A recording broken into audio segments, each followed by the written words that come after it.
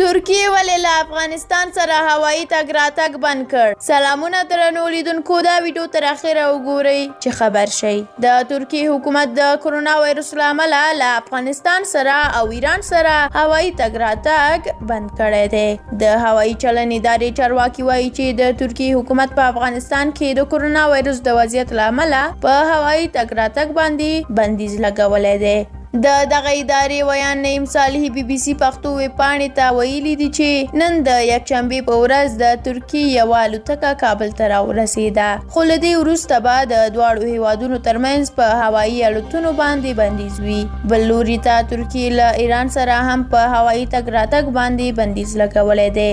دا خبره د ایران دوه هوایي شرکتونو هم رسنیو ته منلې ده چې د ترکیې حکومت ورته ویلي دي چې د ایران څخه ترکیې ته الوتکې نوري بندي دي.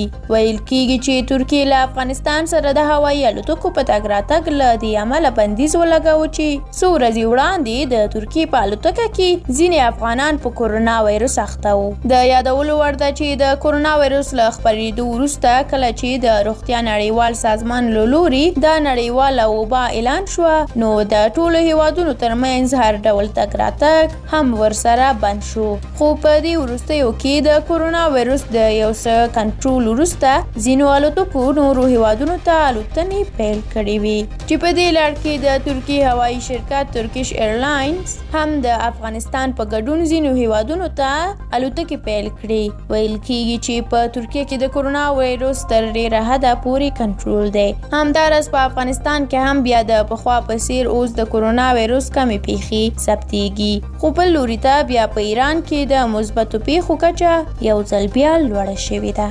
ډیره مننه درنو لیدونکو له تاسو چې دا مهمه ویډیو تر پایه ولیدله. که دا ویډیو مو خوښه شوې وي لایک یې کړئ، که غواړئ همداسې نور تازه خبرونه هم وګورئ نو زموږ ملاله افغان یوټیوب چینل در سره ضرور سبسکرایب کړئ. تر بلې ویډیو الله مو مل شه.